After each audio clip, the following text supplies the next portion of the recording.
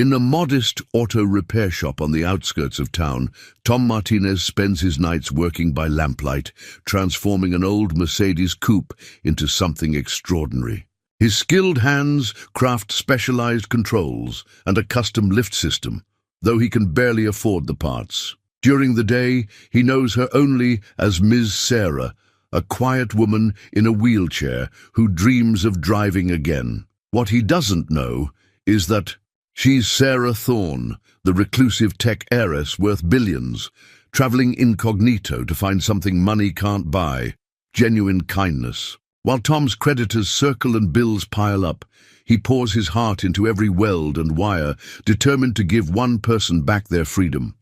But what happens when she returns to drive his creation? What will this lonely billionaire do when she discovers true compassion in the most unexpected place? Before we jump back in, tell us where you're tuning in from. And if this story touches you, make sure you're subscribed, because tomorrow I've saved something extra special for you. The morning sun hadn't yet risen when Tom Martinez's key turned in the shop's rusty lock.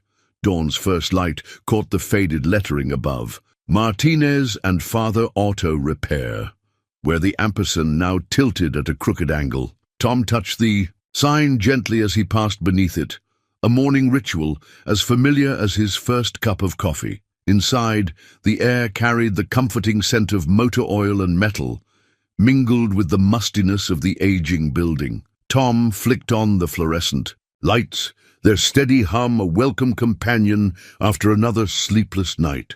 His workspace, though worn, spoke of meticulous organization. Tools arranged with precision, each surface clean despite decades of use. "Dad always said a clean shop means a clear mind," he murmured, running his hand along the smooth surface of his father's old workbench. The wood, polished by generations of careful hands, still held the warmth of memory. 25 years had passed since he'd first watched his father's fingers dance across engine parts, teaching him the symphony of mechanical repair. The wall clock read 5:45 a.m. Tom pulled out his ledger, the pages dog-eared and coffee-stained, numbers that refused to add up properly, no matter how many times he revised them. 3 overdue bills lay beneath: electricity, parts supplier, and worst of all, the bank notice. He'd have to figure something out soon, but for now, there were cars waiting. His first customer arrived precisely at 7, right as Maya burst through the side door, her backpack slung over one shoulder. At 16, she was the spitting image of her mother. Same dark curls, same determined set to her jaw. "Dad, you promised you wouldn't pull another all-nighter," she scolded, dropping a paper bag on his desk. "Brought you breakfast, real food, not just coffee." Tom smiled, catching the familiar scent of his daughter's homemade egg sandwiches. "You're supposed to be the kid here, remember? Someone has to be the responsible one," Maya replied, but her eyes sparkled with affection. She glanced at the Mercedes in the corner, the one he'd been working on after hours. "How's the special project coming along?" Before Tom could answer, Mr. Peterson's booming voice filled the shop. "Tommy, tell me you've got my Buick sorted out." "Right on schedule, Mr. P," Tom called back, already moving toward the elderly man's cherished vintage Buick. The car had been his father's first restoration project back in '82, and now Tom maintained it with the same care. "Maya, can you get Mr. Peterson some coffee while I finish up?" The morning unfolded like countless others, a parade of familiar faces and faithful customers, each bringing their mechanical troubles to the one man in town they trusted to make things right. Tom's hands moved with practiced precision, diagnosing problems by sound and touch as much as sight. Every car that passed through his shop carried a story, and he knew them all. Between jobs, his eyes kept drifting to the Mercedes. The custom controls were coming along, but parts weren't cheap, and his supplier was getting anxious about his outstanding balance. Still, something about the project pulled at him, demanding his best work. The woman, Ms. Sarah, had appeared. 3 weeks ago, her wheelchair-accessible van, driven by her assistant. Her request had been simple: transform the classic coupe into something she could drive independently. Martinez and father always finds a way, he'd promised, echoing words his father had said countless times. The price he'd quoted was far below what the work was worth, but something in her eyes, a mixture of hope and resignation, had stopped him from naming a higher figure. Late afternoon brought Roy from the bank, his tie too tight and his smile too practiced. "Tom, we need to talk about the loan payments." "Roy, I know things are behind, but I've got some promising work lined up," Tom began, but Roy's raised hand cut him off. "The bank's been patient, Tom. Your father was a good man, and everyone respected him. But business is business. We need to see significant movement on this debt within 30 days, or we'll have to explore other options." After Roy left, Tom sat at his desk, head in his hands. Maya found him there an hour later when she returned from school. "Dad, what's wrong?" He looked up at his daughter, trying to smile. "Just grown-up stuff, sweetheart. Nothing for you to worry about." Maya perched on the edge of his desk, her expression serious beyond her years. "I'm not a little kid anymore. I know things are tough. Maybe I could pick up some hours at the diner after school. Help out a little?" "Absolutely not," Tom said firmly. "Your job is school, period. I promised your mom before she passed that you'd get to college, and that's exactly what's going to happen." Maya started to protest, but the rumble of an engine outside interrupted them. Tom recognized the sound immediately. Ms. Sarah's van, right on schedule for her weekly progress check. "We'll talk later," he promised Maya, already reaching for his jacket. "Right now, I've got work to do." As he stepped out into the gathering dusk, Tom squared his shoulders. The shop's problems would wait. Right now, someone needed his help, and that's what Martinez and father had always been about, helping people get back on the road, wherever that road might lead them. The sign creaked gently in the evening breeze, that crooked ampersand catching the last rays of sunlight. Tomorrow would bring its own challenges, but for tonight there was work to be done by lamplight, crafting something extraordinary for someone who dreamed of driving again. Sarah Thorne watched the world pass by through tinted windows as her van approached Martinez and Father Auto Repair. She'd spent the past hour rehearsing her story again. Sarah Webb, former teacher, living modestly on disability insurance. The lies felt heavy on her tongue, but necessity had taught her their worth. Trust, she'd learned, was harder to find than venture capital. The Mercedes 380 SL had been her father's pride and joy. In the 3 years since the accident that took her mobility and him, the car had sat untouched in her garage, a beautiful, ghost-gathering dust, until now. "Ms. Webb, are you sure about this place?" her assistant James asked as he maneuvered the van into the parking lot. "I could recommend several specialized modification shops in—" "This is the one," Sarah interrupted, softly. She'd researched every shop within 100 miles, but something about Martinez and father had called to her. Perhaps it was the reviews, not the most numerous, but heartfelt testimonials spanning decades. Or maybe it was the photo on their modest website. Tom Martinez, sleeves rolled up, explaining something to an elderly customer with genuine warmth in his eyes. The shop's exterior matched its online presence, unpretentious but well-maintained. Sarah smoothed her simple cotton dress, checked that her grandmother's old watch was the only jewelry she wore, and nodded to James to help her with the wheelchair. Tom Martinez emerged from the shop as they approached, wiping his hands on a red shop rag. His eyes met Sarah's directly. No awkward glances at the wheelchair, no excessive solicitude. Just a straightforward, "Good evening, Ms. Sarah, ready to see how your car's coming along?" "Please," she smiled, feeling the familiar flutter of anticipation. Each visit revealed something new about the transformation taking place under his careful hands. Inside, the Mercedes sat in a pool of overhead light, its classic lines unchanged but its purpose slowly evolving. Tom wheeled her right up to the driver's side, explaining his latest modifications with quiet enthusiasm. "See this bracket here? Custom fabricated it myself. The hydraulic lift system will mount here, giving you clear access to the seat while maintaining the car's balance. Had to modify the frame a bit, but she's still solid as ever. Sarah leaned forward, genuinely fascinated.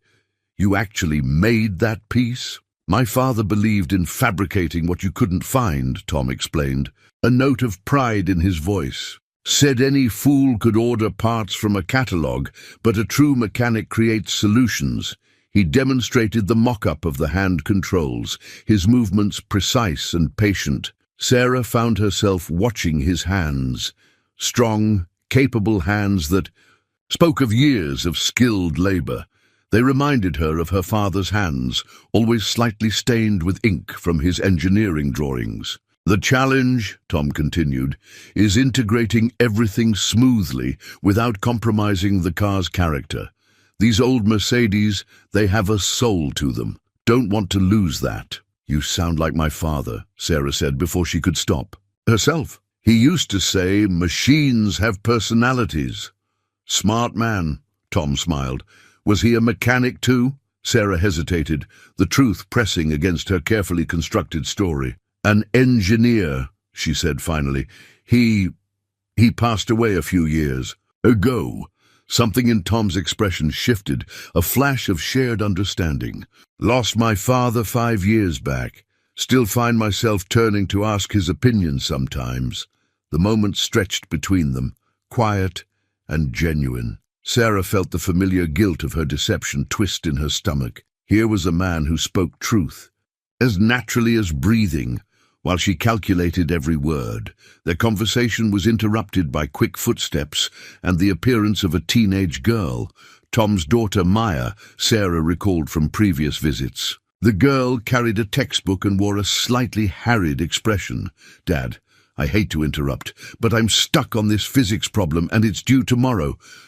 Go ahead, Sarah said quickly. I should be heading back anyway. But Maya's eyes had fallen on the Mercedes, particularly the custom bracket Tom had been explaining. Wait, is that a modified Class 1 lever system? We're studying mechanical advantage in physics. Tom laughed. Maybe we can help each other out here. Ms. Sarah, would you mind if Maya took a look? Might help with her homework. The next 15 minutes were spent with Maya sketching force diagrams, while Tom explained how the lift system would work. Sarah found herself contributing almost despite herself, her engineering knowledge slipping out in carefully measured doses. You know a lot about mechanics, Maya observed, looking up from her notebook. I had a good teacher in my father, Sarah replied, feeling Tom's thoughtful gaze on her. Later, as James helped her back into the van, Tom walked alongside her wheelchair. Next week we'll be ready to test the lift system. Nothing fancy yet. Just making sure the geometry works for you. Sarah nodded, fighting the urge to tell him everything, to explain that money wasn't an issue, that he could order any part, hire any help he needed. Instead, she watched him standing in the growing darkness, that red shop rag still in his hands, the weight of his responsibilities visible in the set of his shoulders. As the van pulled away, Sarah took out her phone and pulled up the dossier. Her private investigator had compiled on Martinez and Father Auto Repair. The latest bank records showed a business teetering on the edge, a proud legacy threatened by mounting debt. She stared at the numbers until they blurred, remembering the genuine warmth of Tom's smile, the careful precision of his work, the way he'd included her in Maya's impromptu physics lesson. James, she said finally, I need you to set up a meeting with my financial team tomorrow. Of course, Miss Thorne. May I ask why? Sarah watched the shop disappear in the side mirror, that old sign still barely visible in the gathering dusk. Because sometimes, she said softly, the best investments aren't listed on any stock exchange. Late into the night, Tom sat at his father's old drafting table, the surface illuminated by a single articulated lamp. Scattered around him were dozens of hand-drawn sketches, detailed technical drawings showing every aspect of the Mercedes' transformation. His father had taught him that proper planning prevented poor performance, and this project demanded nothing less than perfection. The design for the hand controls was proving particularly challenging. Traditional push-pull systems wouldn't work well with the Mercedes classic interior, too clunky, too obvious. Tom wanted something elegant, something that would look like it had always belonged there. He picked up his father's old mechanical pencil, its brass body worn smooth from decades of use, and began another sketch. This time, he imagined the controls, flowing naturally from the steering column, like an extension of the car's original design. His mind wandered to Sarah's hands, noting how she managed her wheelchair with subtle movements. The controls needed to match that intuitive grace. A soft knock interrupted his concentration. Maya stood in the doorway, 2 mugs of coffee in hand. "It's past midnight, Dad," she said, setting one mug beside him. "You know what Mom used to say about your midnight engineering sessions." Tom smiled, accepting the coffee. "Nothing good happens after midnight except inspiration. Your mother always did understand me too well." Maya pulled up a chair, studying. "The drawings. These are beautiful, like something from those old engineering textbooks in the office. Your grandfather taught me that a good drawing is like a road map. It shows you where you're going and how to get there." Tom pointed to his latest sketch. "See how this lever integrates with the steering column. The trick is making it feel natural, like it's part of the car's soul. Is that why you're putting in all these extra hours? To make it perfect?" Tom set down his pencil, considering his answer. "You know how some customers just touch you? There's something about Miss Sarah, the way she looks at that car, like it's more than just metal and chrome, like it's a piece of herself she lost and wants back." Maya nodded thoughtfully. "I noticed that too. When she was helping me with my physics homework, the way she explained things, it reminded me of my teachers who really love what they do." The next morning brought fresh challenges. Tom's parts supplier, Eddie, showed up personally, instead of sending his usual delivery driver. "Tom, we need to talk about your account," Eddie began, shuffling uncomfortably. "You're 3 months behind, and these special orders for the Mercedes. Job?" "I know, Eddie. I'm good for it, I swear. This job will help put things right."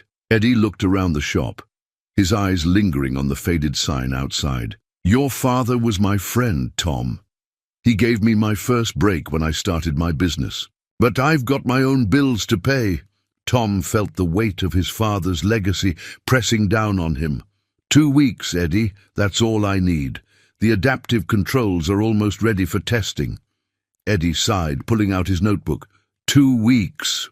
"But I'll need something today, Tom, whatever you can manage." After scraping together what he could from his personal account, Tom returned to the Mercedes. The morning light streamed through the shop windows, catching the car's silver paint and making it glow. He ran his hand along its flank, feeling the perfect curves that had made the 380 SL a legend. "All right, old girl," he murmured, "let's make you dance again." The day passed in a blur of precise measurements and careful modifications. Tom worked with focused intensity, each movement deliberate and measured. By late afternoon, the basic framework for the hand controls was taking shape. Sarah arrived for her regular check-in, just as Tom was testing the initial range of motion. She watched silently as he demonstrated the prototype system, her eyes following every movement. "It's different from what I expected," she said finally. "Most adaptive controls I've seen are more obvious." Tom nodded. "I wanted something that would honor the car's heritage while giving you back the control you need. These controls will be an extension of your hands, as natural as the original pedals were to your feet." Sarah wheeled closer, reaching out to touch the prototype lever.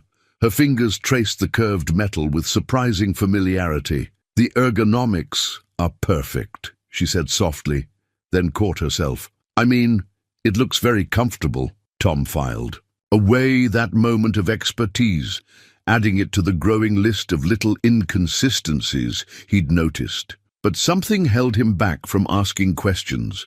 Everyone had their reasons for keeping parts of themselves hidden. He understood that better than most. Instead, he focused on showing her the next phase of modifications. Once we've got the hand controls perfected, we'll start on the lift system.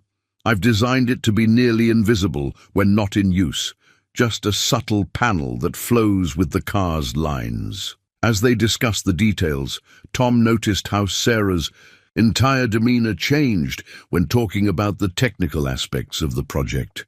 Her eyes lit up with understanding, and her suggestions were invariably insightful. It was like watching someone slowly come alive, piece by piece, with each visit to the shop. By the time Sarah left that evening, Tom had filled several more pages with notes and refinements to his designs. The project was taking shape, becoming something more than just another job. It was becoming a promise, not just to Sarah, but to himself and his father's memory. A promise that Martinez and Father Auto Repair could still work miracles, one careful modification at a time. In her penthouse apartment, Sarah sat in her state-of-the-art wheelchair, staring at the wall of screens, displaying Thorn Technologies' global operations. Market projections, development timelines, and acquisition proposals scrolled endlessly, demanding decisions worth millions. But her thoughts kept drifting back to a humble auto repair shop and the honest eyes of a mechanic who saw only Ms. Sarah, the former teacher. "Your 3 p.m. board meeting starts in 10 minutes, James reminded, her setting down a fresh cup of tea. "Shall I connect you remotely?" Sarah wheeled away from the screens. "Cancel it. Tell them I'm conducting field research for our adaptive technology division." It wasn't entirely a lie. Every visit to Martinez and Father taught her something about practical accessibility that her R&D team's focus groups had missed. Tom's intuitive approach to the Mercedes modifications had already inspired 3 patent applications, filed quietly through subsidiary companies. She moved to the window, her reflection ghosting against the city skyline, the simple cotton dress she wore to the shop hung in her closet, a costume for a role she was finding increasingly difficult to play. Beside it, her usual designer wardrobe seemed like it belonged to another person entirely. The accident had changed everything.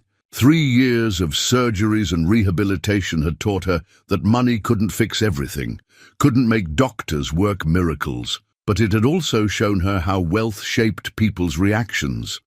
The careful sympathy, the calculated helpfulness, the constant awareness of her status, even before her disability, her father had understood.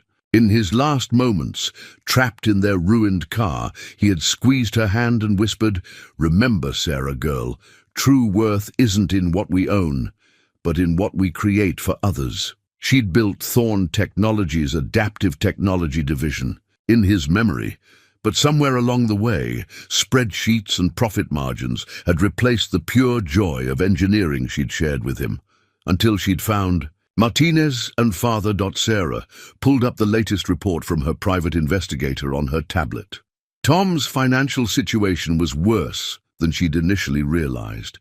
The bank was preparing to foreclose, and his parts supplier was on the verge of cutting him off. Yet he'd spent his own money on premium materials for her car, choosing quality over profit margins. Her wheelchair hummed softly as she moved to her private workshop, where a duplicate set of Tom's hand-controlled designs lay on her own drafting table. She'd spent hours analyzing them, marveling at their elegant simplicity. His instinctive understanding of ergonomics matched anything her highly paid design team had produced. "James," she called, making a decision. "Have legal draw up preliminary papers for a small business acquisition, and contact our friends at First National about acquiring a specific loan portfolio." "The auto shop?" James asked carefully. He'd worked with her long enough to read her intentions. "Not an acquisition," Sarah corrected. "An investment.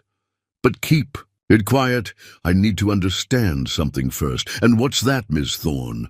Sarah touched the simple mechanical pencil sketch showing Tom's innovative lift system design. "I need to know if someone can still see the real me underneath all these layers I've built. If kindness can be genuine when status and wealth aren't." "Part of the equation," James stepped closer, his voice gentle. "And if Mr. Martinez passes this test?" Sarah looked up, remembering the way Tom's eyes lit up when explaining his modifications, the pride in his voice when speaking of his father, his patient encouragement of Maya's curiosity. "Then maybe I'll finally find someone who sees Sarah at first and Thorn second, someone who understands that some things are worth more than money."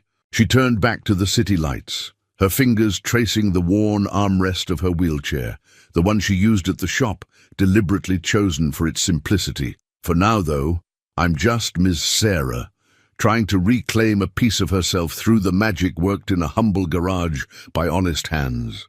The stack of unpaid bills on Tom's desk had grown thick enough to cast a shadow. Final notice stamps blazed in angry red across most of them, each one a ticking clock counting down to disaster. He'd been juggling accounts for months, robbing Peter to pay Paul, but now there weren't even pennies left to juggle. The morning's mail had brought the worst news yet.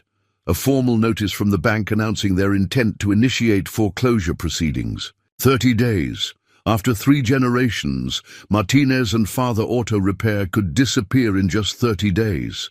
"Morning, Mr. Martinez." Carlo's cheerful voice cut through Tom's dark thoughts. The teenager had been coming by every morning for weeks, watching Tom work on the Mercedes while waiting for his school bus. "How's the lift system coming along?"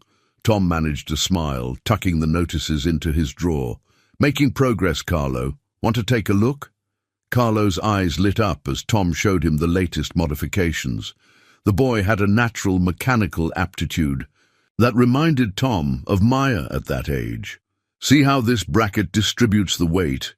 Engineering isn't just about making things work, it's about making them work gracefully. Like a dance." Carlo nodded, understanding immediately. "My abuela says the best machines have rhythm." "Your grandmother's a wise woman." Tom demonstrated the smooth motion of the prototype lift, every part working in harmony with every other part. If only his finances could work so harmoniously.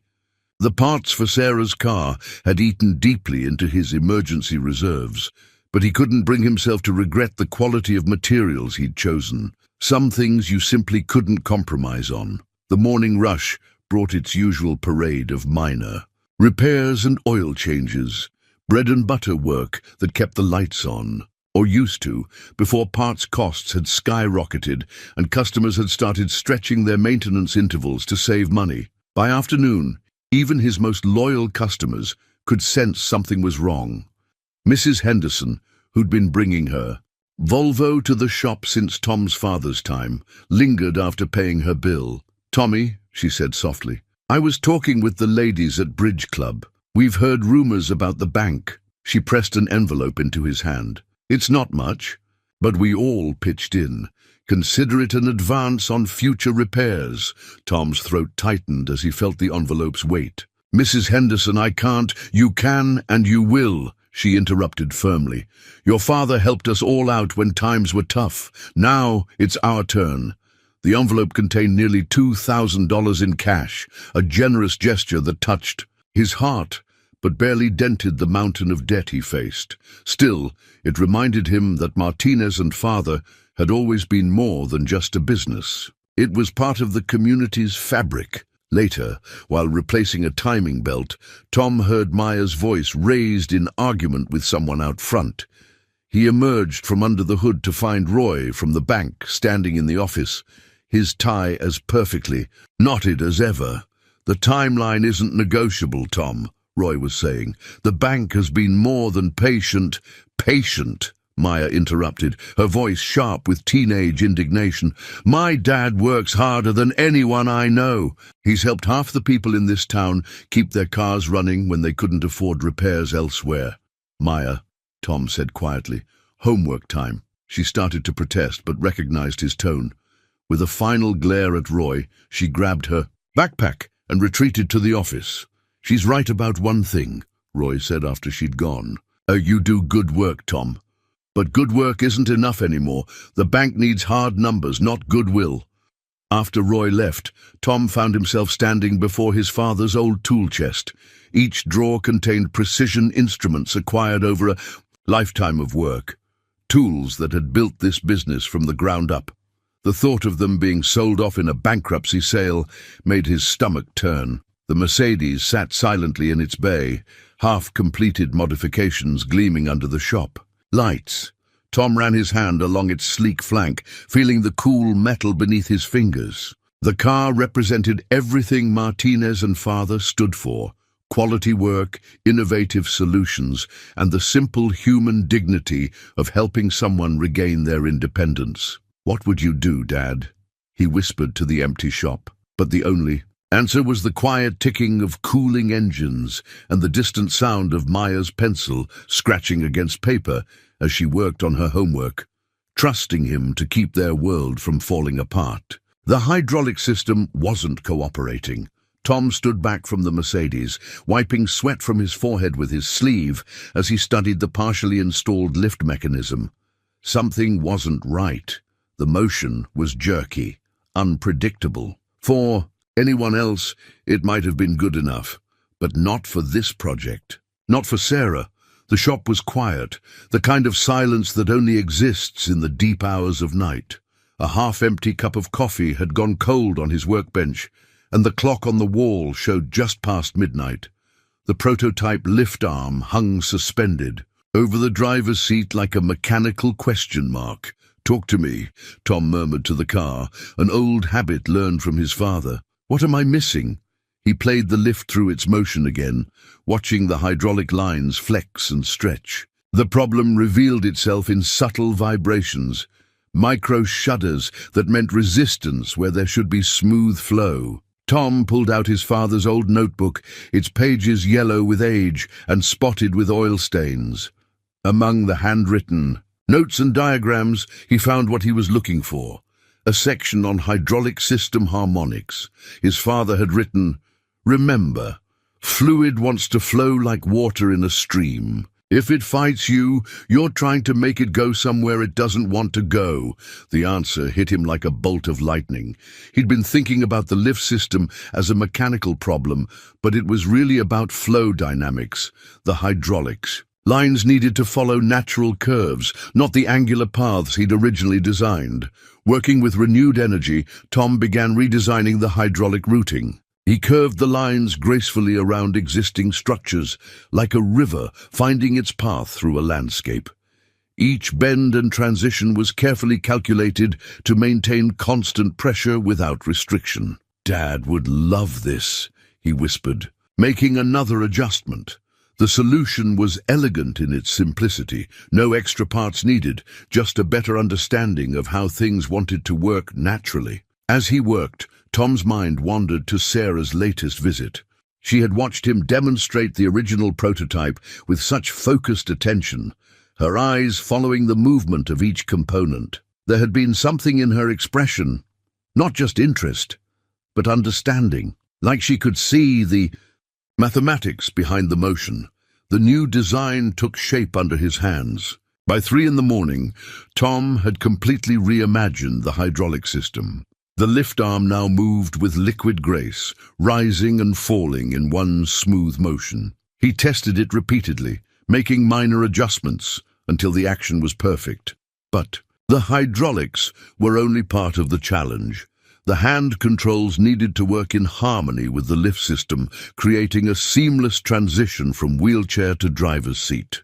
Tom found himself thinking about how Sarah managed her wheelchair, the efficient economy of her movements, the way she'd adapted to her circumstances with quiet determination. The answer came to him as he was sketching another design variation. The controls needed to adapt to her, not the other way around. Instead of a fixed position, he could create an adjustable interface that would find its optimal placement for Sarah's natural hand positions. Dawn was breaking when Maya found him, surrounded by technical drawings and prototype parts. She took in the scene, the cold coffee, the scattered tools, the triumphant gleam in her father's eyes. "You figured something out," she said. It wasn't a question. Tom demonstrated the revised lift system, now working in perfect synchronization. with the modified controls. The entire assembly moved like a choreographed dance, each part flowing naturally into the next. Maya watched, then smiled. "It's beautiful, Dad. Like something from a science fiction movie, but elegant. Your grandfather used to say that the best engineering solutions look obvious once you find them," Tom replied, stifling a yawn. "The trick is getting there." He looked at his daughter, suddenly serious. "Maya, about the shop's problems." "Dad." "Look," Maya interrupted, pointing to the window. The rising sun had caught the Mercedes's silver paint, making it glow like liquid mercury. The new lift mechanism cast artistic shadows across the shop floor, its curves echoing the car's classic lines. In that moment, Tom felt a renewed surge of determination. The bank might own the building, but they couldn't take away what really mattered. The knowledge passed down through generations, the ability to solve problems with creativity and care, the satisfaction of making something work exactly right. Sarah would be visiting later that day for another progress check. For the first time in weeks, Tom was actually excited to show her the improvements. Sometimes the best solutions came when you were down to your last options, when you had nothing left to lose except your commitment to doing things right.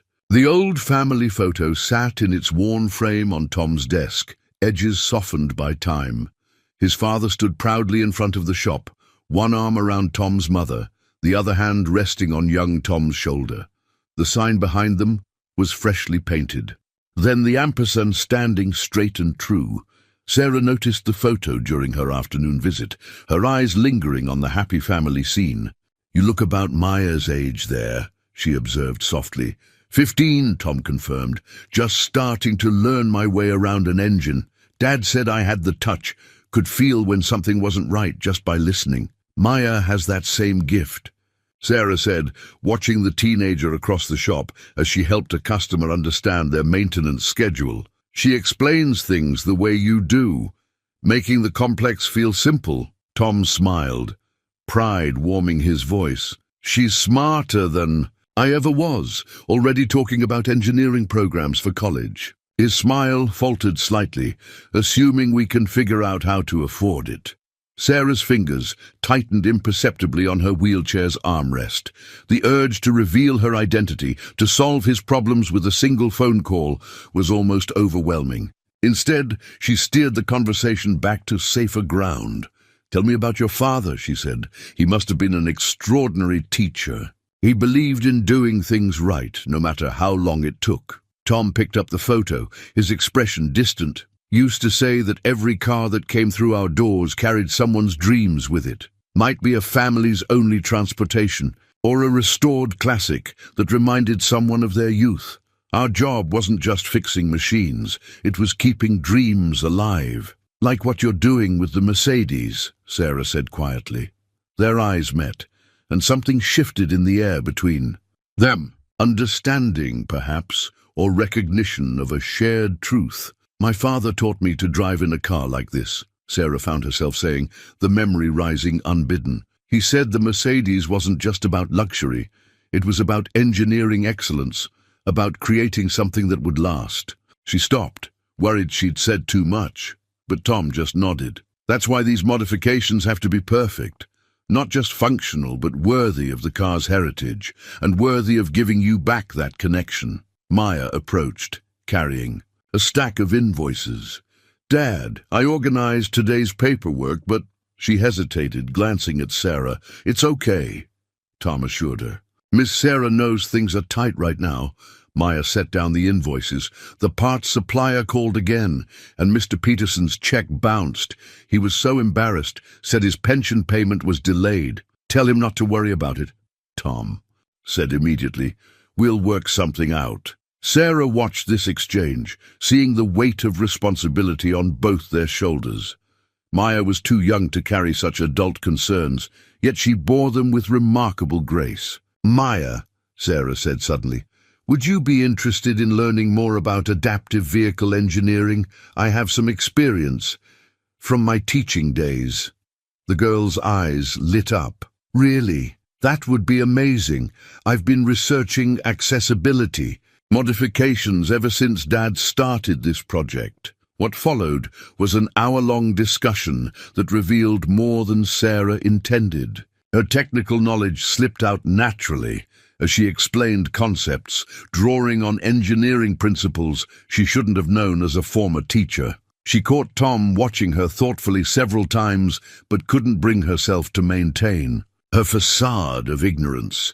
Not when Maya's genuine enthusiasm for learning reminded her so much of herself at that age. As the afternoon light faded, Sarah prepared to leave. Tom walked her to her van, his hand resting briefly on her wheelchairs. "Handle, thank you," he said simply, "for spending time with Maya. She doesn't get many chances to explore her interests with someone who really understands." Sarah looked up at him, seeing the gentleness behind his strength, the wisdom behind his skill. "Thank you," she replied, "for reminding me what it's like to share knowledge just for the joy of it." They stayed there a moment longer than necessary, both aware of words unspoken, truths unhidden. The shop's old sign creaked gently in the evening breeze, casting long shadows across the parking lot, like time itself stretching between them. The morning of the test drive dawned clear and cool. Tom had been at the shop since before sunrise, checking and rechecking every modification on the Mercedes. The custom steering controls gleamed under the shop lights, each component polished to perfection. The hydraulic lift system stood ready, its elegant curves a testament to countless hours of refinement. Maya helped him clear the shop floor, creating a clean space for the first transfer test. "Everything looks perfect, Dad," she assured him, noting his nervous adjustments to already perfect alignments. "Perfect on paper isn't the same as perfect in practice," Tom replied, his father's words coming back to him. "The real test is when theory meets reality." Sarah arrived precisely at 9, James parking her van in its usual spot. Tom noticed she was dressed differently today. A crisp blouse and tailored slacks instead of her usual casual attire. Something about her seemed more focused, more present. "Good morning," she said, wheeling herself into the shop. Her eyes went straight to the Mercedes, taking in the completed modifications. "It looks incredible." Tom walked her through each new feature, explaining the controls and safety systems. Sarah listened intently, asking detailed questions that revealed her deep understanding of mechanical systems. He'd stopped being surprised by her technical knowledge, accepting it as part of the mystery that surrounded her. "The lift system operates in 3 stages," he demonstrated, activating the mechanism. "Each movement is cushioned hydraulically to ensure smooth transitions. The controls are fully adjustable to find your perfect position." Sarah wheeled closer to the driver's door, her expression a mixture of anticipation and apprehension. "How do we start?" "First transfer test," Tom said gently. "We'll take it slow, make sure everything's comfortable before adding any vehicle operations." He positioned himself nearby, ready to assist but careful to give her space and dignity. Maya stood back, holding her breath as Sarah aligned her wheelchair with the lift system. The first activation was flawless. The lift moved with liquid grace, exactly as Tom had envisioned during those late-night engineering sessions. Sarah's wheelchair locked securely into position, and the transfer platform extended with precision. But as Sarah began to shift herself toward the driver's seat, she hesitated. Tom saw a flash of something in her eyes. Not fear, exactly, but memory. Her hands gripped the transfer supports tightly. "The last time I was in this car," she said softly, almost to herself, "was the day of the accident." The shop fell silent. Tom moved closer, not touching, but present. "Sarah," he said, dropping the formal miss for the first time, "we can stop any time. This is your journey, at your pace." She shook her head, determination replacing uncertainty. "No, I need to do this. I need to—" She took a deep breath. "I need to find myself again." The transfer resumed. Sarah moved with practiced efficiency, but Tom could see the emotional weight of each motion. When she finally settled into the driver's seat, Her hands found the custom controls naturally, as if they'd been designed specifically for her grip, which Tom realized they had been. "How does it feel?" he asked, watching her explore the new interface. "Like coming home," Sarah whispered. Her fingers traced the steering wheel, the modified controls, the familiar dashboard, but home with new furniture. Tom smiled at the analogy. "Want to start her up?" Sarah's hand moved to the key, then paused. "Tom, thank you, not just for the modifications, but for understanding what this means." He nodded, recognizing the depth of trust she was showing. "Ready when you are." The Mercedes engine came to life with a purr. Sarah's hands moved to the controls, testing the resistance, feeling how the systems responded to her touch. Tom watched carefully, noting every reaction, every micro-adjustment she made. "The balance is perfect," she said, surprising him with her technical assessment. "The force ratios, the return springs, it's exactly what I would have." She caught herself, but Tom filed away another piece of the puzzle that was Sarah. They spent the next hour making minor adjustments, fine-tuning the controls to her preferences. Sarah's confidence grew visibly with each successful operation. By the time they were ready for the first actual drive test, she was sitting straighter, her movements more assured. "The parking lot is all clear," Maya reported, returning from a safety check. "Ready for the maiden voyage?" Sarah looked at Tom, a new light in her eyes. "Will you ride with me, just in case?" "Wouldn't miss it," he replied, moving to the passenger seat. As he settled in, he caught a faint scent of something familiar, the same perfume his mother used to wear, subtle and elegant. Another small detail that didn't quite fit with Sarah's supposed background, but as the Mercedes slowly moved forward under her control, Tom pushed aside his questions. This moment wasn't about mysteries or revelations. It was about watching someone reclaim a piece of themselves, one careful movement at a time. The bank foreclosure notice landed on Tom's desk like a physical blow. Final warning, 72-hour notice of property seizure. The words blurred before his eyes as he read them again, hoping somehow they'd change. They didn't. Outside his office window, the morning sun caught the shop's sign, highlighting the worn edges and faded paint that he'd been meaning to touch up for years. 3 generations of Martinez men had worked under that sign. Now it would end with him. The phone rang. Eddie, his parts supplier. Tom let it go to voicemail. He already knew what the message would say.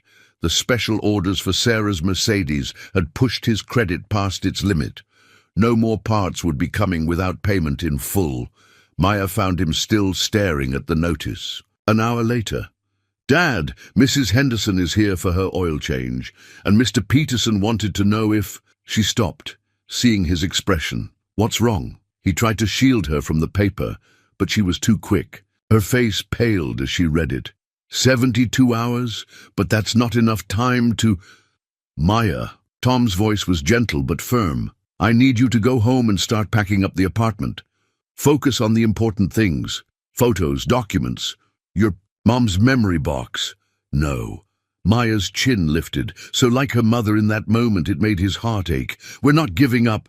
There has to be something we can do." The shop phone rang again. This time it was Roy from the bank. "Tom, I'm calling." "As a friend?" "The regional manager is coming tomorrow to oversee the property assessment. If you can show some significant payment or a concrete business plan—" "I understand," Tom said quietly. "Thank you for everything, Roy." He spent the morning working, through his regular appointments, trying to maintain a brave face for his long-time customers. Each familiar car that rolled into the shop felt like saying goodbye to an old friend. Mr. Peterson's Buick, Mrs. Henderson's Volvo, young Carlo's beat-up Honda that Tom had kept running on more goodwill than paid repairs. By afternoon, word had spread through the small community. People started dropping by, not for repairs, just to talk, to share memories, to thank him. Some pressed envelopes into his hands, others offered leads on potential investors. The gestures touched him deeply, but the numbers were simply too large to overcome with community goodwill alone. Sarah was scheduled for another test drive that evening. Tom considered cancelling. The lift system was working perfectly now, and he couldn't justify ordering the few remaining parts he needed.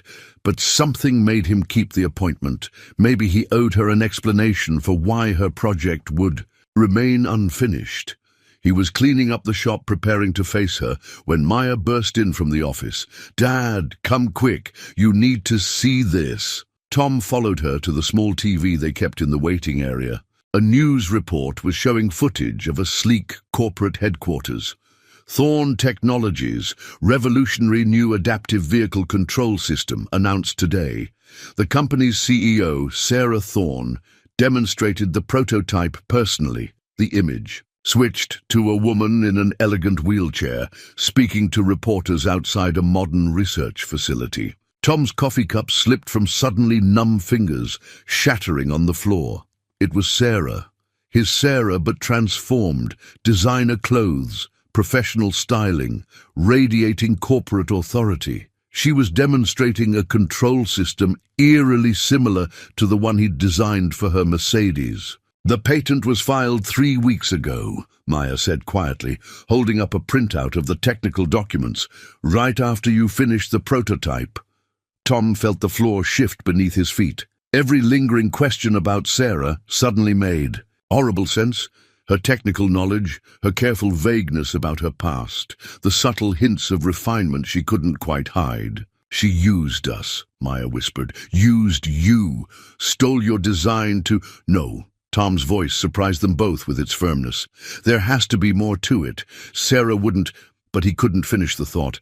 Did he really know Sarah at all? The woman who had shared technical insights with Maya, who had trusted him to restore her independence, who had looked at him with such genuine appreciation. Was any of that real? The bank notice seemed to burn in his pocket. 72 hours. His life's work, his father's legacy, everything he'd built, about to vanish. And now this betrayal, cutting deeper than any financial wound. The Mercedes sat silently in its bay, gleaming under the shop lights.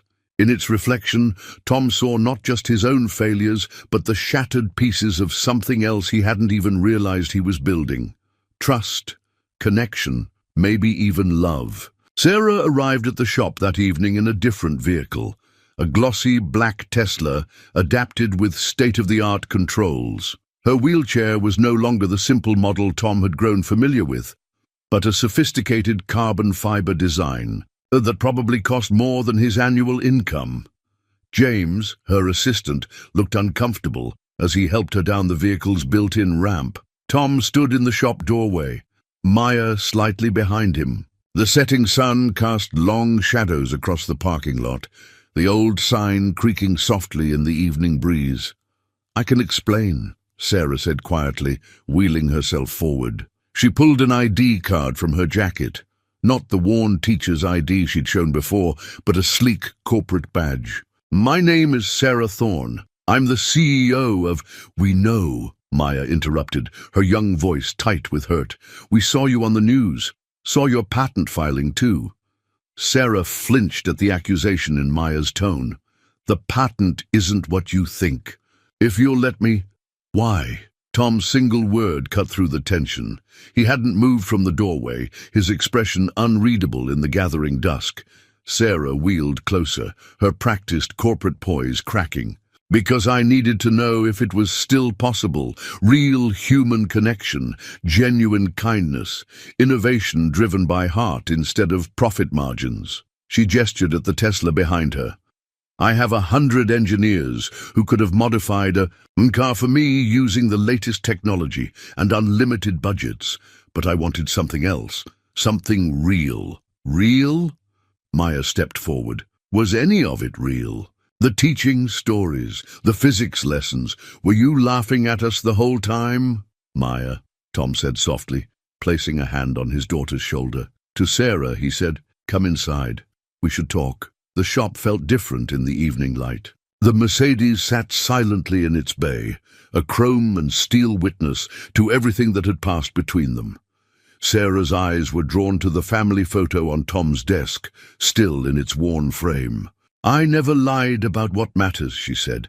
"My father really did teach me to drive in a Mercedes like this one. He really did die in the accident that took my mobility. Everything I shared about loving mechanics, about wanting to drive again, that was all true. And the patent." Tom's voice was carefully neutral. Sarah reached into her bag and withdrew a thick envelope. "It's in your name, Tom. You and Martinez and Father Auto Repair are listed as the primary inventors. Thorn Technologies is registered only as a licensing partner." She placed the envelope on his desk. "I filed it to protect you, to make sure no one could steal your innovation before we could discuss a proper partnership." Tom didn't touch the envelope. "Partnership. Your design is brilliant, Tom. The way you solved the hydraulic flow issues, the intuitive control interface, it's years ahead of what my R&D team developed.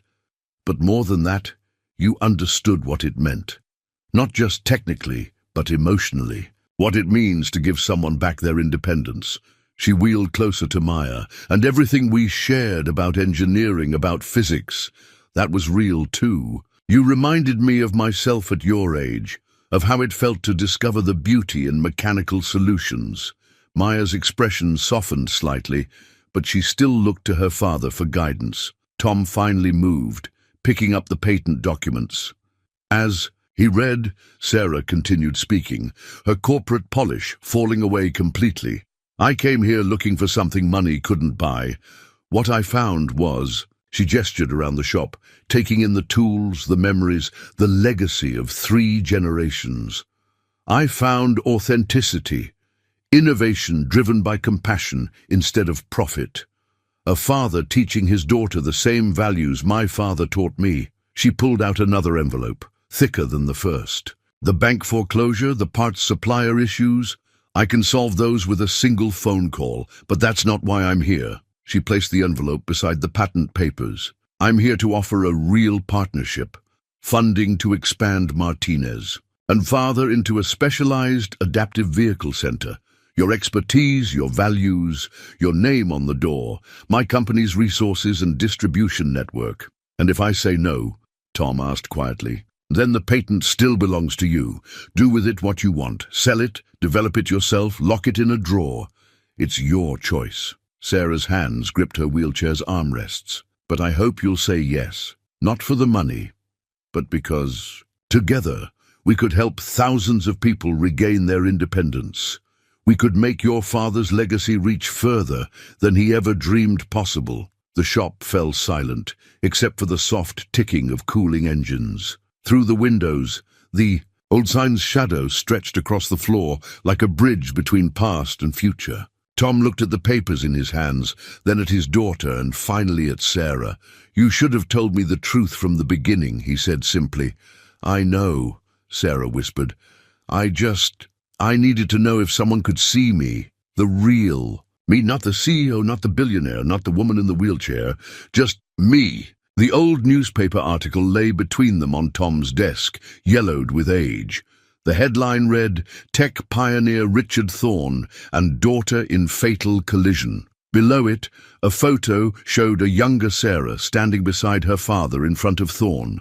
Technology's first research facility, both beaming with shared pride and purpose. "It was supposed to be a celebration drive," Sarah said softly, her fingers hovering over her father's image. "We'd just completed our first major adaptive technology project. Dad insisted on taking the Mercedes, said proper achievements deserved proper style." A sad smile crossed her face. "The other driver was texting, didn't even see us until..." Tom studied the photo, seeing the echo of his own relationship with his father in Sarah and Richard's expressions. "My dad used to say that cars carry our stories with them. Every ding, every repair, every modification, they're all chapters in someone's life." Maya, who had been quietly listening from her perch on the workbench, spoke up. "Is that why you kept the Mercedes? Even after..." Sarah nodded. "It was the last place I saw him alive. He was conscious at the end. Held my hand, told me to remember what really matters." Her voice grew distant with memory. The paramedics had to cut us out. I watched the dashboard crumple around us, thinking about all the engineering that went into trying to keep us safe. That's why you became interested in adaptive technology, Tom realized. Not just because of your own needs. Dad always said engineering without purpose is just mechanics. He built Thorn Technologies to solve real problems, to help real people. Sarah's corporate polish had completely fallen away now, leaving only raw honesty. But somewhere along the way, after his death, it became about market share and profit, margins, until I found this place. She gestured around the shop, taking in its lived-in character, its history written in tools and oil stains and memories. You reminded me what it was like when Dad and I worked in our garage, solving problems, just because they needed solving. When I saw how you approached the Mercedes modifications, not as a technical challenge, but as a way to give someone back their dignity, you could have just told me the truth, Tom said, but his voice had lost its edge of hurt. Could I? Sarah asked. When was the last time someone treated you differently because of your bank account, or looked past Maya's abilities because of your financial struggles? She smiled sadly. Money changes everything it touches, Tom, usually not for the better. Maya slid off the workbench and approached Sarah's wheelchair. The physics problems we worked on, you weren't just humoring me, were you? You really loved teaching. It was the best part of my week, Sarah admitted. Watching you understand complex principles, seeing that same excitement I used to feel. It reminded me who I used to be, who I still want to be. Tom picked up the partnership proposal, turning it over in his hands. And this? What's this really about? It's about taking what we created here, your innovation, your values, your way of solving problems, and making it available to people who need it. Not as a luxury product, but as a basic right. Sarah's voice grew passionate. Think about it, Tom. How many other people are out there, dreaming of driving again? How many small shops could become specialized adaptive centers, using your designs and methods? She paused, then added softly, and maybe it's about something else too. About two people who lost their fathers but kept their dreams alive. About finding someone who sees you for who you are, not what you own or what you've lost. The evening light filtered through the shop windows, casting warm patterns across the Mercedes silver paint. Tom looked at his daughter, seeing the spark of possibility in her eyes. He thought about his father's words about keeping dreams alive, about doing things right no matter the cost. If we did this, he said slowly, the shop stays in my name. We keep serving our regular customers. No corporate takeover, no changing who we are or how we work. Wouldn't dream of it, Sarah replied. Martinez and Father isn't just a name. It's a philosophy, one that Thorn Technologies needs to remember. Maya looked between them, hope beginning to replace hurt in her expression. Dad? Does this mean we're not losing the shop? Tom met Sarah's eyes, seeing in them the same mix of professional respect and personal connection that had drawn him from the beginning. No, Maya. I think it means we're about to make it everything your grandfather always dreamed it could be. Dindan, business plans spread across Tom's workbench, was unlike anything he'd ever seen. Detailed architectural renderings showed Martinez and Father transformed into a state-of-the-art, adaptive vehicle center, but with its classic character carefully preserved. The old sign remained, restored but unchanged, a testament to the shop's heritage. The initial investment would modernize your equipment and clear all existing debt, Sarah explained, pointing to the financial projections. But the real opportunity is here. She indicated a section titled Training and Development Center. You want to teach other mechanics? Tom asked, studying the plans. I want you to teach them, Sarah corrected. Your approach to adaptive modifications is unique, Tom. You consider the whole person, not just the technical requirements. That's something that can't be learned from a manual. Maya leaned over the drawings, her eyes bright with excitement. Look, Dad, a proper engineering station with 3D modeling capabilities. And this space here could be a customer consultation area where people can discuss their specific needs. The shop would serve as a prototype, Sarah continued. Once we perfect the training program here, we can help other independent garages expand into adaptive modifications. Create a network of certified centers, all operating with your methodology. Tom ran his hand over the architectural plans, feeling the texture of possibility beneath his fingers. And my regular customers, the Petersons and Hendersons, who've trusted us for generations, they stay, Sarah said firmly. That's non-negotiable. Martinez and Father maintains its identity as a community shop. We just expand its capabilities. She smiled. After all, that's how your father built this business, one relationship at a time. James, who had been quietly taking notes, spoke up. The legal team has drafted a partnership agreement that protects both parties' interests. You'd retain full operational control of the shop, Mr. Martinez.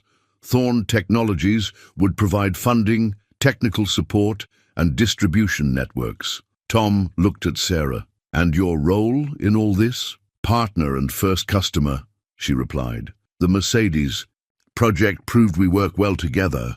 I'd like to continue that collaboration, developing new solutions for other drivers with different needs. She paused, then added softly, if you'll trust me again. Maya had moved to the Mercedes, her hand resting on its perfectly curved fender. We could help so many people, Dad, just like you helped Ms. Thorne. Sarah, the CEO insisted. Please, I've had enough of pretense. Tom picked up the partnership agreement, its legal language a stark contrast to the elegant simplicity of his father's old ledgers. This is a lot to process. Everything would change. Not everything, Sarah countered. Your values, your expertise, your connection to this community. Those stay exactly as they are. What changes is your ability to reach more people who need your help. She wheeled herself to the Mercedes, joining Maya. When I first came here, I was looking for something I thought I'd lost. The pure joy of engineering solutions, of solving problems, not because they're profitable, but because they matter. She looked at Tom. I found that, and something more.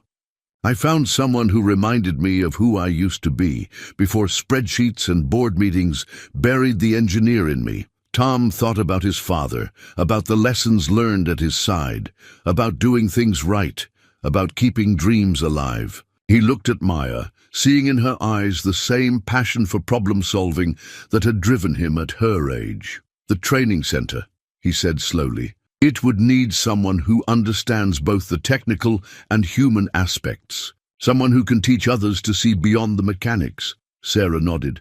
Someone like Maya, perhaps. After she finishes her engineering degree, of course. Maya's head snapped up. Me? The scholarship program is outlined on page 12, James mentioned, hiding a smile. Tom felt something shift inside him. Not the ground crumbling as it had seemed to lately, but rather pieces falling into place. He picked up his father's old mechanical pencil, its brass surface worn smooth by generations of dreams and determination. We'll need to review every detail, he said. Make sure we're not losing sight of what Martinez and Father has always stood for. Of course, Sarah agreed. We'll take it step by step, just like building the perfect lift system. The evening light caught the Mercedes' chrome trim, sending reflections dancing across the shop walls. Tom watched them, remembering all the times. He'd seen similar patterns as a boy, learning at his father's side. Now it was his turn to take those lessons and build something new. Maya, he called, get your notebook. If we're going to do this, we're going to do it right.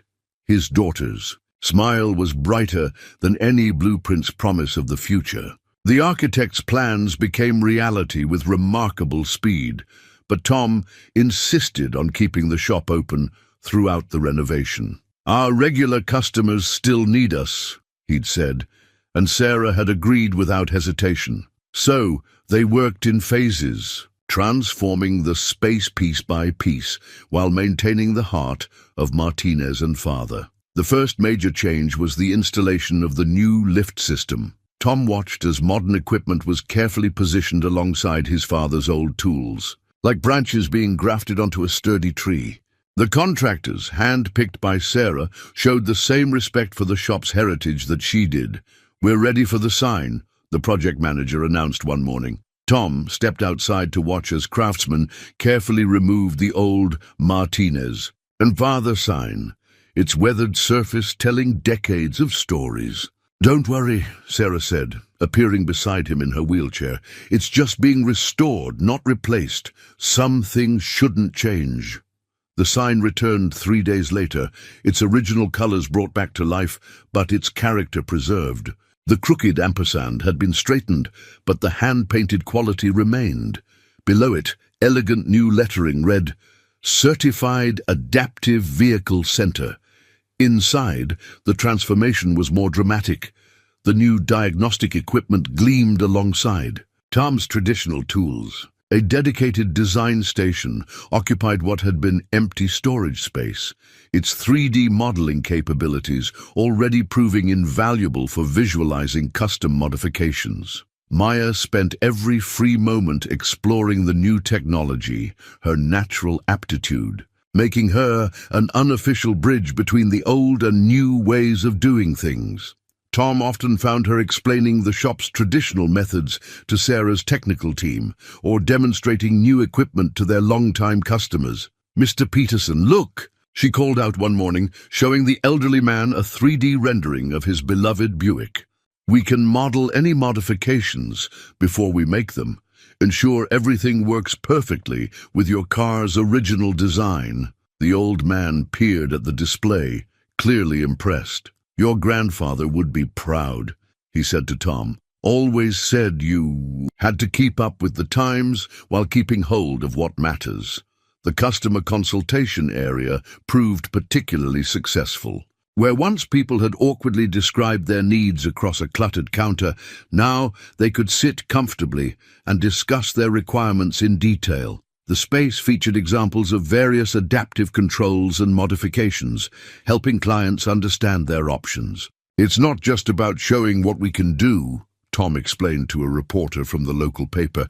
"It's about helping people see possibilities they might not have imagined." Sarah spent more time at the shop as the transformation progressed, often working alongside Tom on particularly challenging modifications. Their collaboration had evolved into something seamless, her theoretical knowledge combining perfectly with his practical experience. "Watch this," she said one afternoon, demonstrating a refinement to their original control system. "If we adjust the response curve here," her hands moved confidently over the controls, the years of corporate leadership falling away to reveal the engineer underneath. Tom noticed she'd stopped using her deluxe wheelchair during these working sessions, preferring the simple model she'd first arrived in. When he commented on it, she smiled. "This one reminds me of who I am in this shop. Just another problem solver trying to make things work better." The Mercedes remained in its place of honor, now serving as both a testament to their partnership and a teaching tool for other mechanics. Learning adaptive modification techniques. Tom had insisted on keeping it as their prototype, and Sarah had agreed immediately. "Besides," she'd said, running her hand along its gleaming flank, "this car has earned its place here. It brought us together, didn't it?" The community's response to the changes exceeded everyone's expectations. Word spread quickly about the shop's new capabilities, bringing in clients from surrounding states. But it was the reactions of their regular customers that meant the most to Tom.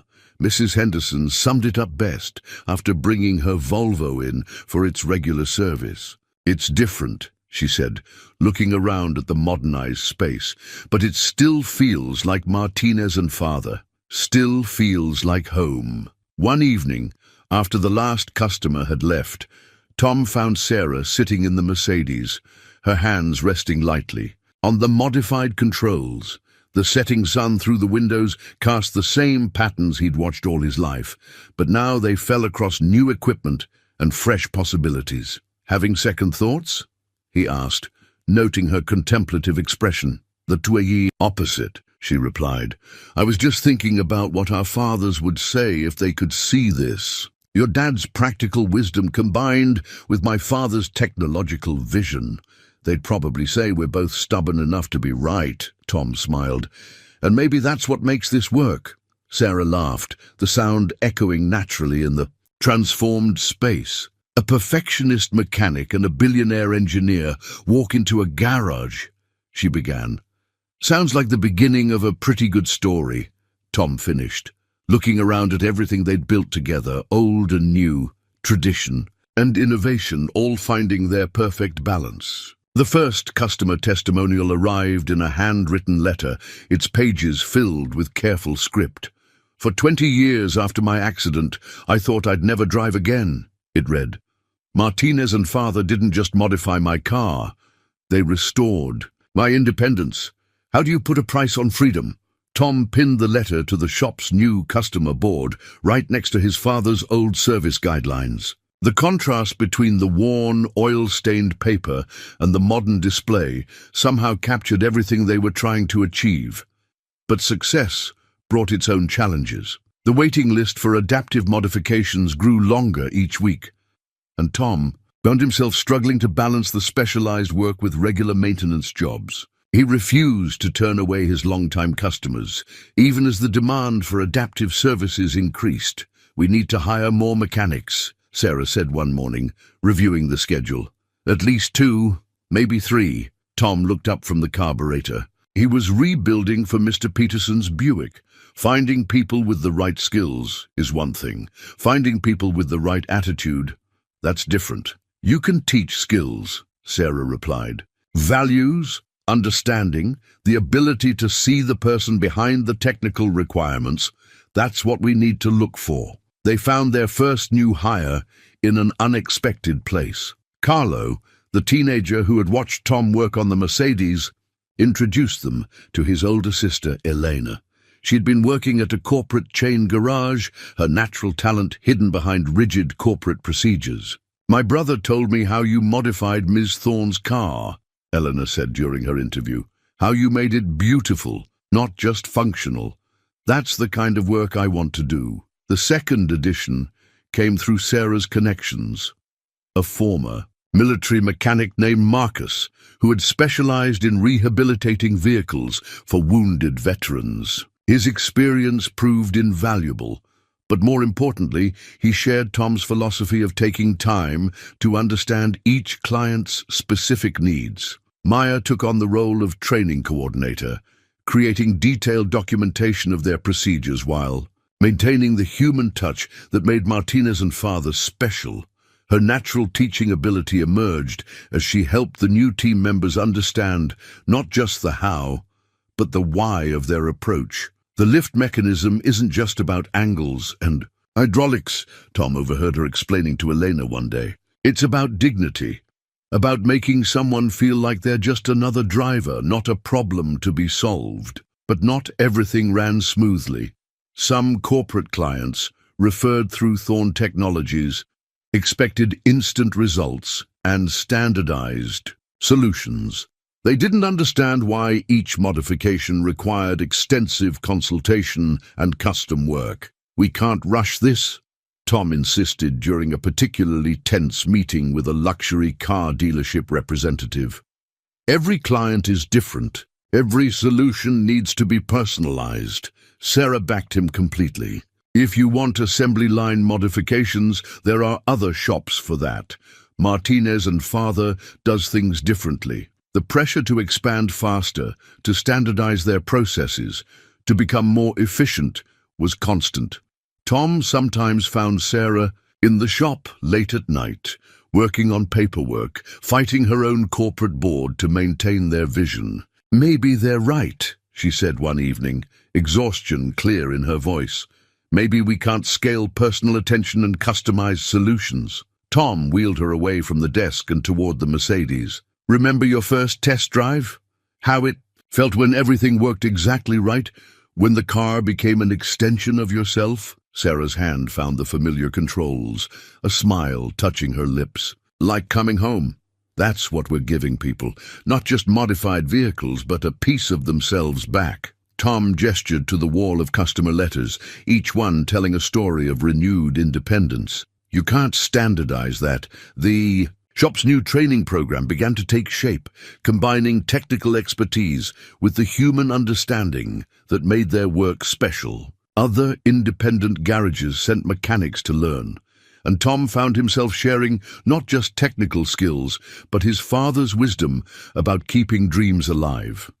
Elena proved particularly adept at the careful balance between innovation and tradition. One afternoon, she showed Tom a modification she'd designed for a client with limited hand mobility.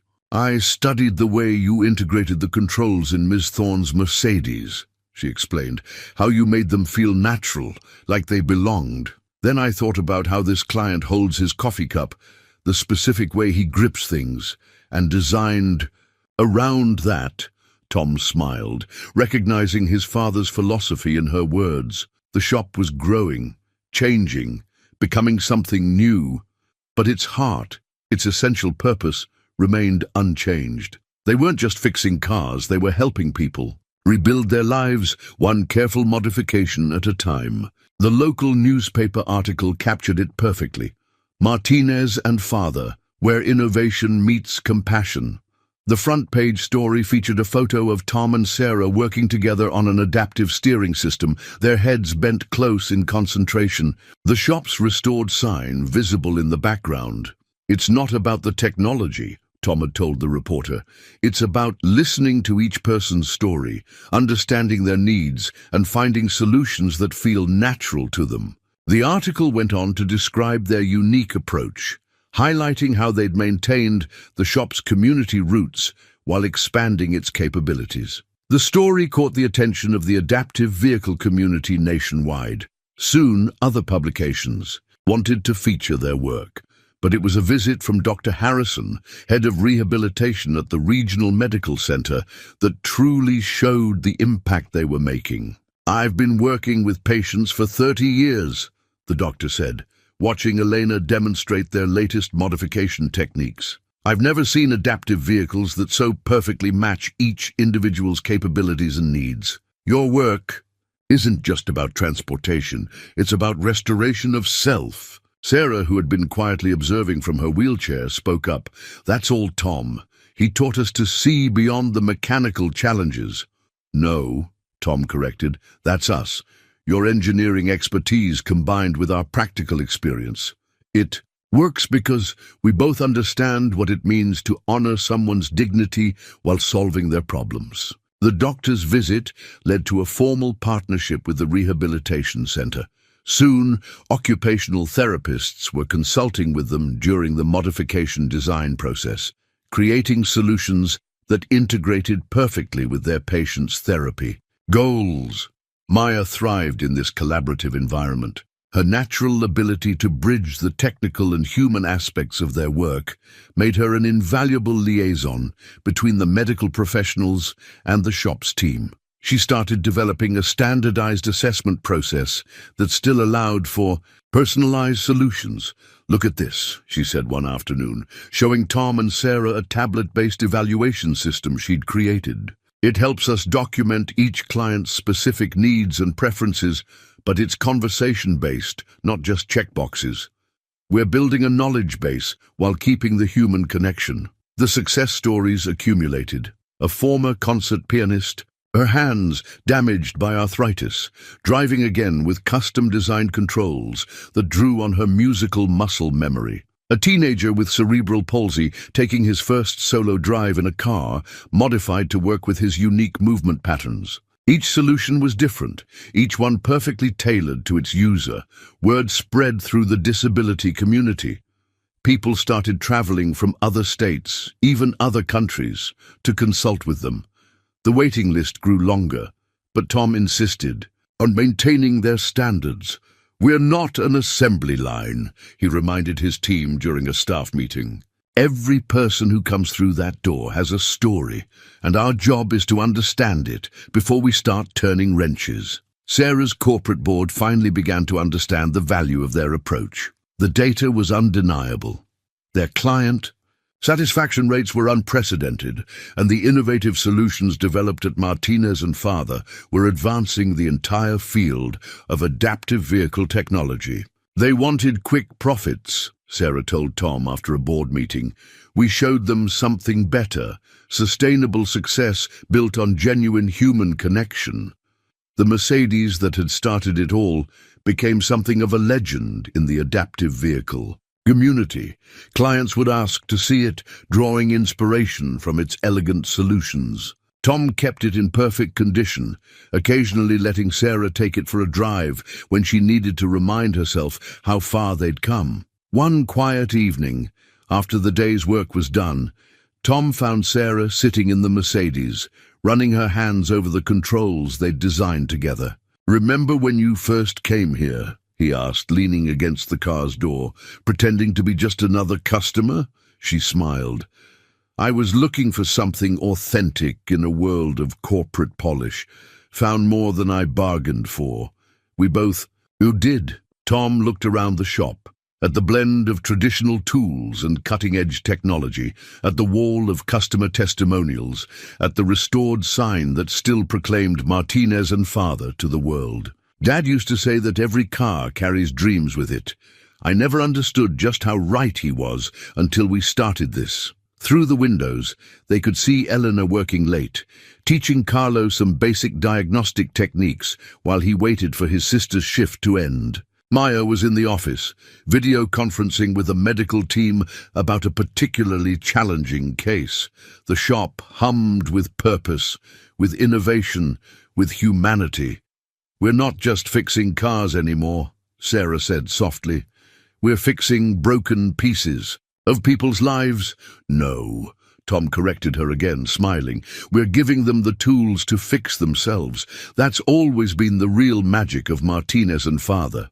The expansion blueprints covered Tom's workbench, showing ambitious plans for the future.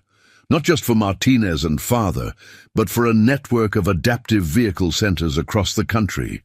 Each one would carry the Martinez philosophy: personal attention, innovative solutions, and unwavering respect for every client's dignity. 5 centers in the first year, Sarah explained, her wheelchair positioned beside Tom as they reviewed the plans. Each one partnered with an existing independent shop like we did here.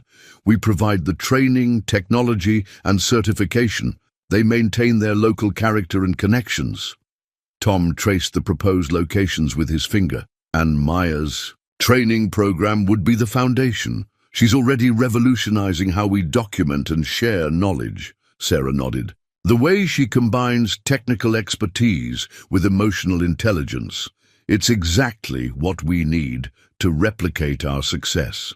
Maya had just been accepted into the engineering program at the State University, with a full scholarship from Thorne Technologies, but her real education had already begun in the shop, where theory met practice every day.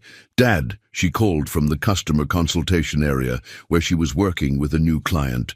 "Could you come look at something? I have an idea for Mrs. Zhang's modification, but I want your input." Tom watched his daughter confidently explain her concept, using the 3D modeling system to illustrate her points. She had her mother's grace and his father's intuitive understanding of mechanics, but more than that, she had developed her own unique ability to see both the technical and human dimensions of every challenge. "The standard approach would be a left-hand control system," Maya explained, "but notice how Mrs. Zhang naturally rests her right arm. If we modify the design this way..." Her hands moved over the controls, adjusting the virtual model. "Perfect," Tom said softly, seeing both the technical elegance and the human consideration in her solution. To Mrs. Zhang, he added, "You'll be working with the best engineer in training I know." Later that evening, after the clients had gone home and the day shift had ended, Tom found Sarah in their shared office, no longer the cramped space it had once been, but still maintaining its comfortable, lived-in feel. She was reviewing applications from shops interested in joining their network. "How do we make sure they understand," she asked without looking up, "that this isn't just about installing equipment and following procedures?" Tom settled into the chair beside her desk, a chair that had gradually become his spot during their evening planning sessions. "We show them. Bring them here, let them see how we work, let them feel the difference it makes." Sarah set down the applications, turning to face him. In the soft evening light, she looked more like the Sarah who had first come to his shop than the corporate CEO she showed the world. "We've built something remarkable here, haven't we?" "We have," Tom agreed. "Something our fathers would be proud of." The moment stretched between them, comfortable and full of unspoken understanding. Their partnership had evolved into something neither had expected, a shared vision that went beyond business, beyond innovation, beyond even their initial goals. Elena's voice from the shop floor broke the moment. She was working the evening shift, teaching Marcus some of the finer points of their custom control systems. The sounds of tools and quiet instruction filtered through the office windows, accompanied by the familiar scents of oil and metal. "I have a confession," Sarah said suddenly. "That first day, when I chose Martinez and father for the Mercedes modification, it wasn't just random chance. I'd read every review, studied every shop in a 100-mile radius. But what convinced me was a video on your website." "We had a website?" Tom asked, surprised. Sarah laughed. "A very basic one. But it had this clip of you explaining to an elderly customer why you'd chosen to repair rather than replace his car's fuel injection system.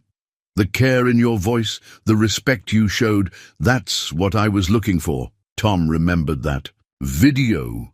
Maya had insisted on recording it for their minimal online presence. "Found what you were looking for then?" "More than that," Sarah said softly. "Found where I belonged, where we could build something that matters." Through the office window, they could see the shop sign illuminated against the darkening sky. Below it, the new Adaptive Center certification gleamed, but the old Martinez and father lettering still took pride of place. Like everything else they'd built together, it honored the past while embracing the future. The new sign went up on a crisp autumn morning. Martinez Thorne Adaptive Automobiles, nestled beneath the original Martinez and father lettering. It wasn't just a name change, it was a testament to how two different worlds had come together to create something extraordinary. Tom stood in the parking lot, watching the sunrise catch the polished letters. Sarah wheeled up beside him, no longer playing any role except herself. The morning light touched the Mercedes parked in its special spot, their first project, now a symbol of everything they'd built together. "Your father once told me that machines have personalities," Sarah said, her voice soft with memory. "He was right, but it's the people behind them that give them soul." Inside, the shop was coming alive for another day. Elena was training a mechanic from their newest partner garage in Minnesota, while Marcus coordinated with the rehabilitation center about an upcoming client. Maya, home from engineering school for the weekend, was already deep in discussion with a client about their specific needs. The wall of customer testimonials had grown into an inspiration board, filled with photos of people behind the wheels, of their modified vehicles. Each picture told a story of renewed independence, of dignity restored, of dreams kept alive. "We did good, didn't we?" Tom asked, though it wasn't really a question. Sarah reached for his hand, their fingers intertwining. "Naturally. We did better than good. We honored our father's legacies while building our own." Through the windows, they could see Mr. Peterson pulling up in his meticulously maintained Buick, right on schedule for his monthly checkup. Some things hadn't changed, and never would, if Tom had anything to say about it. "Ready to start another day?" Sarah asked, her eyes bright with the same enthusiasm she'd shown during that first test drive.